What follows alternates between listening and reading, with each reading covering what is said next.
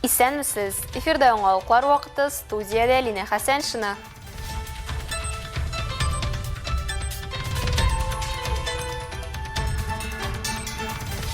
Ознакайның Сандугач балалар бакчасы туган көнен бәйрәм итә. Тел үстерү буенча төрле түгәрәкләр уздыралар. Театр түгәрәкләре бар. Балалар бик теләп йөриләр бу түгәрәкләргә.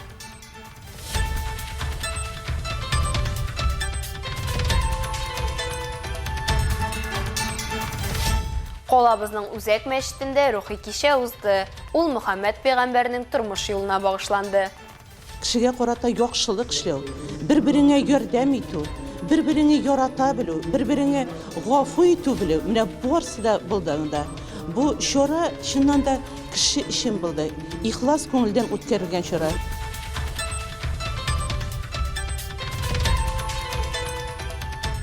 Әлмәттә, йөзү буенча ярышлар сериясенең чираттагы этабы узды. Алтын Буҗра кубогы кемнәрне берләштерә? Бүген биредә иң көчлеләрне ачыклау һәм дуслык күперләрен ныгыту өчен 400 катнашучы җыелды.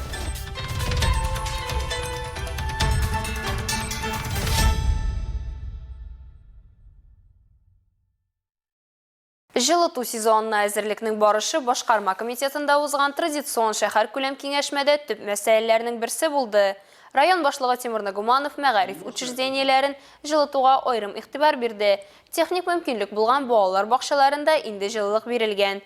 Шундый ук эш авыл җирлекләрендә дә башкарылган. Башка мәгариф учреждениеләрендә җылылык гомуми система белән бергә җибәреләчәк. Район башлыгы безнең максат җылытуны тизрәк башлау түгел, бу һәр вакыт этаплап башкарыла торган эш. Безнең бурыч барлык кирәкле чараларны вакытында һәм сыйфатлы башкару дип ассызыклады. Әлмәт муниципаль районы башкарма комитеты җитәкчесенең төзелеш буенча урынбасары Илсур Сәлимгәрәев тә мөһим тема белән чыгыш ясады. 2017 елдан Торак һәм шәһәр мөхите милли проекты кысаларында республикада уңайлы шәһәр мөхитен булдыру федераль проекты гамәлгә ашырыла. Аның кысаларында иҗтимагый территорияләр, парклар, скверлар төзекләндерелә. Проектны гамәлгә ашыру өчен 2024 елда Әлмәт районына республика бюджетыннан 203,8 миллион сум акча бүлеп бирелгән. Илсур Сәлимгәрәев бу акча Риза Фәхретдин урамындагы бульварга, Әлмәт сусаклагычына һәм спорт кинология комплексына юнәлдерелгән дип билгеләп үтте.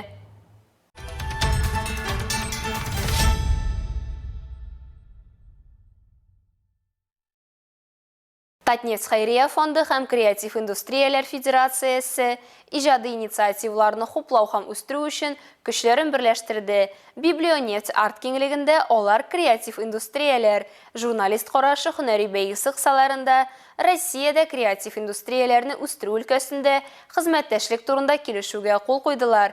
Бу хакта тулырак алдагы материалда. Создание благоприятных условий для роста креативной экономики. Креатив индустрияләрне үстерү өлкәсендә хезмәттәшлек турында килешү кысаларында яклар креатив икътисад үсеше өчен уңай шартлар тудырачак. Масса күләм мәгълүмат чаралары вәкилләре өчен уртак чаралар оештыру һәм республикада креатив индустрияләр темасын яктыртуның яңа ысулларын һәм форматларын кертү планлаштырыла. Әлеге килешү шул исәптән җәй көне Каракүз этномодерн фестивале кысаларында узган Бөтен Россия креатив индустрияләр форумы нәтиҗәләренә дә таяна. Развитие креативной индустрии. Креатив индустрияны үстерү компания эшчәнлегендәге мөһим юнәлешләрнең берсе булып тора. Ул безнең барлык проектларны гамәлгә ашырырга мөмкинлек бирә. Безнең шәһәрдә һәм Татарстан Республикасының көньяк-көнчыгышында яшәүчеләр өчен ул яңа мөмкинлекләр тудыра. Новые горизонты для наших ребят, для наших жителей города, и не только наших жителей города, всего Юго-Востока, Республики Татарстан. Хәйрия фонды һәм Креатив индустрияләр федерациясе арасында хезмәттәшлек вакытында яңа практика тупланачак. Аны киләчәктә башка төбәкләр буенча да киңәйтергә планлаштыралар. Сотрудничество с фондом в данном случае подразумевает. Җирле журналистлар җәмгыяте белән эшләү өчен яңа активлыклар һәм инструментарий барлыкка киләчәк. Аларны креатив индустрия белән бәйле процессларга җәлеп итү мөһим. Безнең килешү ярдәмендә илнең башка субъектлары да секторны яктырту һәм популярлаштыру процессында ничек эш итү тәҗрибәсен күрә алачак. Работает с целью дальнейшего масштабирования это по другим регионам.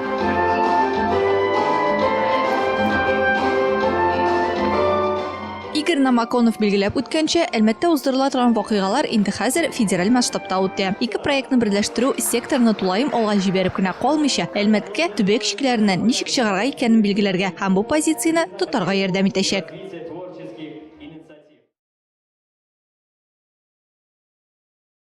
Ознакай шәһәренең 21-нче Сандугач балалар бакчасы үзенең кечкенә 5 яшьлек юбилеен бәйрәм итте. Әлеге чара балалар бакчалары хезмәткәрләре көненә туры килеп, тәрбиячеләргә күркәм тәбрикләү һәм рәхмәт сүзләре күп яңгырады. Бәйрәм чарасында безнең төшү төркемендә булып кайтты. Сандугач балалар бакчасы Республика демография милли проекты нигезендә төзелгән. 2019 елның 11 сентябрендә балалар, ата-аналар һәм хезмәткәрләр өчен ул беренче тапкыр ишекләрен ача.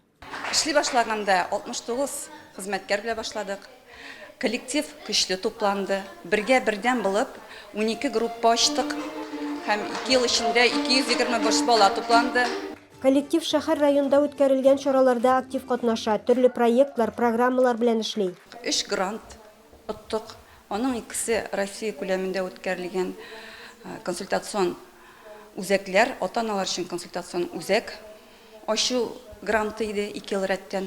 Һәм инде берсе татар телен үстерү, татар мәдәниятен үстерү буенча республиканың мәгариф министрлыгы, фән һәм мәгариф министрлыгы грантын алдык.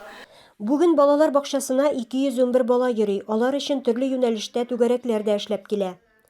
Безнең балалар бакчасында бүгенге көндә төрле шөгыльләр уздырыла. Өстәмә белем бирү түгәрәкләренә балалар бик теләп йөриләр. Шахмат уеннарын уздыралар. Шулай ук җыр, бию, тел үстерү буенча төрле түгәрәкләр уздыралар. Театр түгәрәкләре бар. Балалар бик теләп йөриләр бу түгәрәкләргә. Ленар Садыков биредә беренче көннән бирле эшли. Мен бу садикта ачылганнан бирле 19 елдан беренче көннән дип әйтергә була эшлим. Мен монда рабочий по обслуживанию дәрәҗәсендә.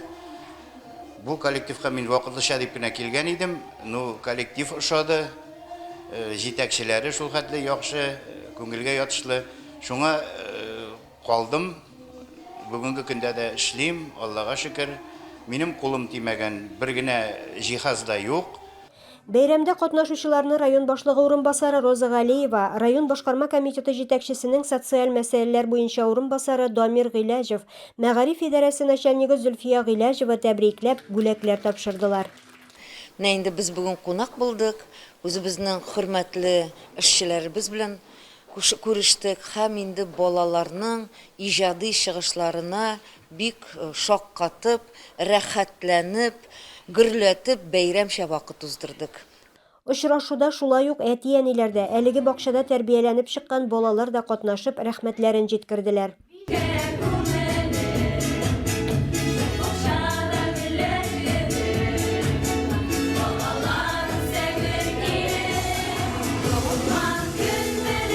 Илмира Шәрифуллина, Рөстәм Әкбаров, яңалыклар вакыты, Луч, Әлмәт телекомпаниясе.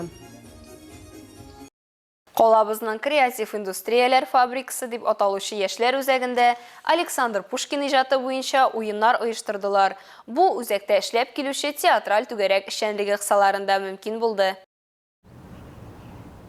Фабрика яшьләр үзәгендә театр түгәрәге узган елдан бирле эшләп килә. Балалар һәм үсмерләргә рус һәм татар телендә очрашулар, мәдәниятте үсәргә, белем арттырырга һәм сәхнә иҗатында тәрбияләнергә мөмкинлек бирә ди җитәкчесе Татарстанның атказанган артисты Наилә Нәҗипова.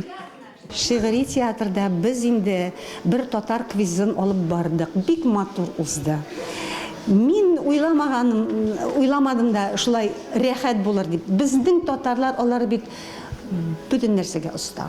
Алар чыктылар да бий башладылар, җырлый башладылар, шигырьләр укый башладылар. Бездә шул бәйрәм булды. Квиз, обыкновенный квиз ясадык. Шул хәтле рәхәт үтте. Креатив индустрияләр фабрикасында шигъри очрашулар беренче тапкыр гына узмый. Бүгенгесенең төп темасы Пушкин.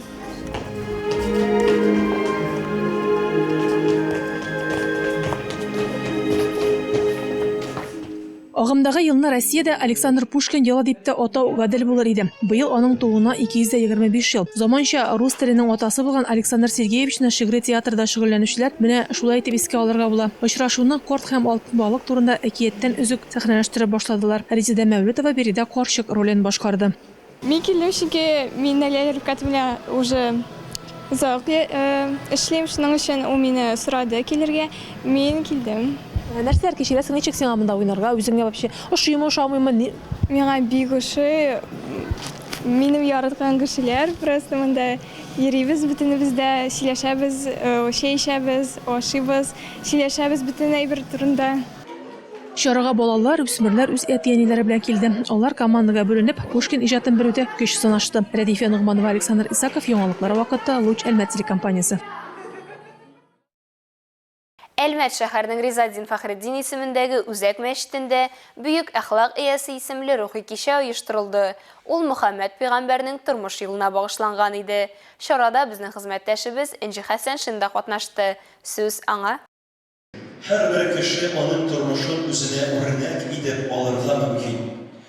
Пәйгамбәрбез Мөхәммәдкә багышланган кичә Әлмәт Ислам мәдрәсәсе шәкертләре тарафыннан Коръән аятлары уку белән башланып китте. Нур мөселман мәктәбе укучыларының чыгышларында аятлар, хәдисләр яңгырады. Чараның кунагы Мөслим районы имам мөхтәсибе Илгиз хәзрәт Сунгатуллин пәйгамбәрбез тормышыннан бик күп гыйбрәтле вакыйгалар белән таныштырды.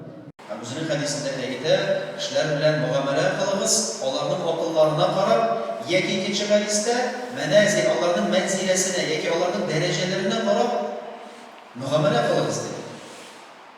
Һәм насихат биргәндә дә пәйгамбәрбез әлбәттә ки һәрбер килгән кешегә яки булган халәткә карап, кешенең халәтенә, яшенә, мөмкинчелегенә, диндә күп булуына, мәгълүматны кабул итә аламы яки юк икәнлегенә карап пәйгамбәрбез насихат бирә. Кичәдә Мөхәммәд пәйгамбәргә багышлап мөнәҗәтләр, шигырьләр яңгырады. Һәрбер катнашучы кеше әлеге кичәдән рухи ризык алды. Һәрбер салар бу чарада үзләре өчен иң беренче кешегә карата кешелеклек, кешегә карата яхшылык эшләү, бер-береңә ярдәм итү, бер-береңне ярата белү, бер-береңне гафу итү белү. Менә барысы да булды анда. Бу чара чыннан да кеше өчен булды. Ихлас күңелдән үткәрелгән чара. Организаторларга иң беренче чиратта минем рәхмәт әйтәсем килә, чөнки мондый чаралар кирәк. Бигрәк тә халык белән эшләгәндә халыкка динне җиткерергә кирәк. Әлмәт районы имам мөхтәсибе Исмаил хәзрәт Сунгатуллин чараны дуга белән тәмамлады. Тулырак әлеге кичә турында 4 октябрь 19 саат 40 минутта чыгачак ислам нуры тапшыруыннан карый аласыз. Энҗи Хәсән шына, Алия Муратова, яңалыклар вакыты, Луч Әлмәт телекомпаниясе.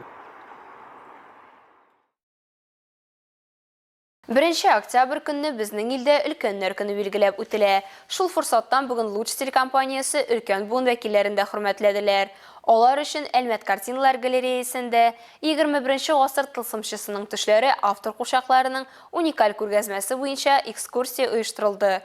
Гаилә елына багышланган экспозициягә бөтен Россиядән, Калининградтан алып ерак көнчыгышка кадәр булган сәләтле осталар ясаган 114 курчак җыелган. Автор курчаклары күргәзмәсе килүчеләргә заманча тылсымчының төшләре һәм фантазияләре дөньясына чумарга тәкъдим итте. Прийти сюда, окунуться в эту атмосферу искусства, атмосферу красоты, наверное, стоит всем. Поэтому спасибо за приглашение, за столь, скажем так, необычный день. Яшь еллар саны белән түгел, күңел халәте белән билгеләнә ди өлкән буындагы кешеләр. Шуңа да бәйрәм дәвамында җылы һәм рәхәт атмосфера хөкем сүрде. Тәмле күчтәнәчләр белән чәй эчкән арада катнашучылар үткәнне искә төшереп, бүгенгене барлап сөйләде. Котлау сүзләре белән кунакларга телекомпания үсешенә керткән өлешләре өчен рәхмәт сүзләре дә җиткерелде. Әлмәттә йөзү буенча Алтын Бөҗрә кубогы спорт фестивале узды. Бу өлкәннәр һәм балалар, профессионаллар һәм һәвәскәрләр өчен йөзү буенча ярышлар сериясе. Әлмәттә узган 5-нче этабында ул 8-15 яшьлек 400 спортчыны берләштерде.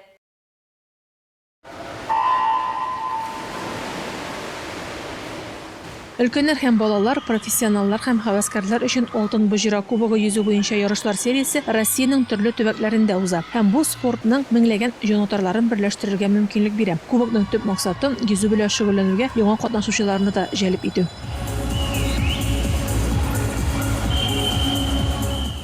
По большому счету мы создаем условия, при которых Без спортчыларга шартлар тудырабыз. Егетләр, кызлар килсеннәр, ярышсыннар, аралашсыннар, дуслашсыннар. Кемдер ярыш тәҗрибәсе туплый, кемдер разрядын үти, кемдер олимпия җиңүләренә таба атлый, кемдер кала. Ләкин булар барысы да якты хатирә булып йөрәкләрендә калачак. Кто-то останется, но это останется в сердце, внутри, в воспоминаниях. И с этим праздником они дальше будут жить. Турнир катнашучыларга фикердәшләр компаниясендә спортлы ял көннәрен уздырырга да ярдәм итә. Мәсәлән, Әлмәткә спортчылар илебезнең 14 төбәгеннән, Россиянең 40 шәһәреннән килгән. Әлеге ярышлар Әлмәттә беренче тапкыр уза, ләкин ул үзенең масса күләм булуы белән башкалардан бер баш аерылып тора. Бүген биредә иң көчлеләрне ачыклау һәм дуслык күперләрен ныгыту өчен 400 катнашучы җыелды. Араларында зур команда белән килүчеләр дә бар. Пермь крае Березники каласыннан очрашуга 33 кеше килгән. Тренерлары Елена Капакова сүзләренчә, бу ярышлар спорт мәктәбе укучыларының җәйге тырышлыгына нәтиҗә ясарга мөмкинлек бирәчәк.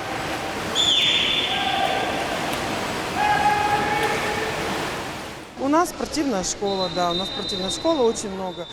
Безнең спорт мәктәбендә 2 бүлек йөзү һәм поло. Спортчыларыбыз күп, уңышлары да шактый. Желающих заниматься, много хороших спортсменов.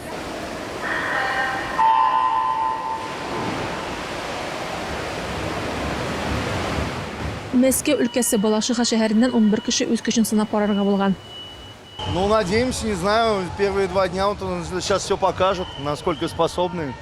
Как бы посмотрим, готовились, поэтому сейчас по результатам будем глядеть. Катнашучыларның һәркайсы дипломнар һәм медальләр алды, әмма иң мөһиме алар бары да җиңү рухы белән илһамланып калды, ди оештыручылар. Радифа Нигъманова, Алик Павлов, яңалыклар вакыты, Луч Әлмәт телекомпаниясе.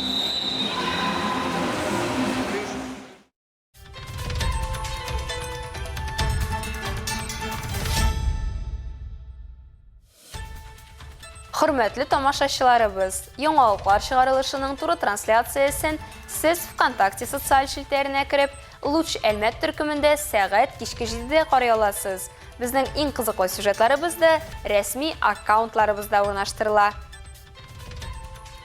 Әлегә шулар, мин Лина Хәсән, һәм монтаж операторы Динара Гайнетдинова сезнең белән сау булашабыз. Исән-имин булыгыз.